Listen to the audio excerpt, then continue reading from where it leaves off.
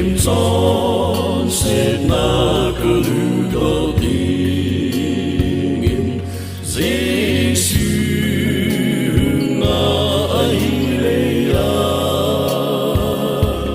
aman linh lưu khứ chúa kỳ khứ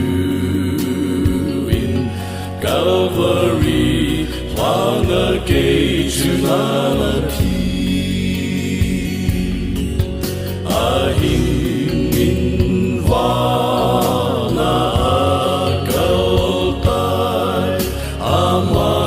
trong sẽ anh ai đam sâu tai anh min va na câu tai cùng kỳ tê đinh đi khát lên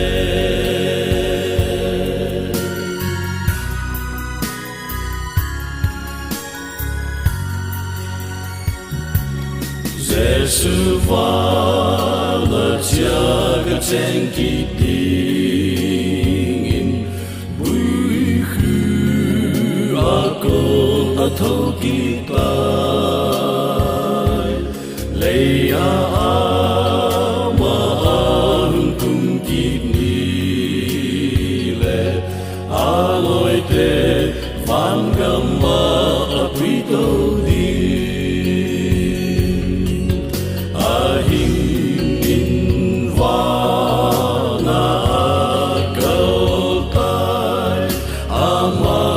trong sẽ anh ai đam sâu tai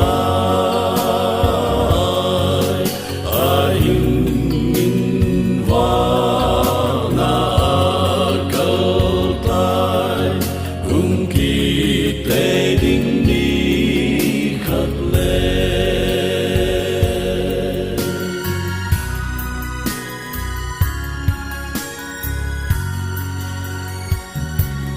na trong sẽ nào dễ suy ngã buồn man bê yên hoạt na vinh tê Giêsu hi ngã hùng muôn vang thương linh ama con thiêu pa kim so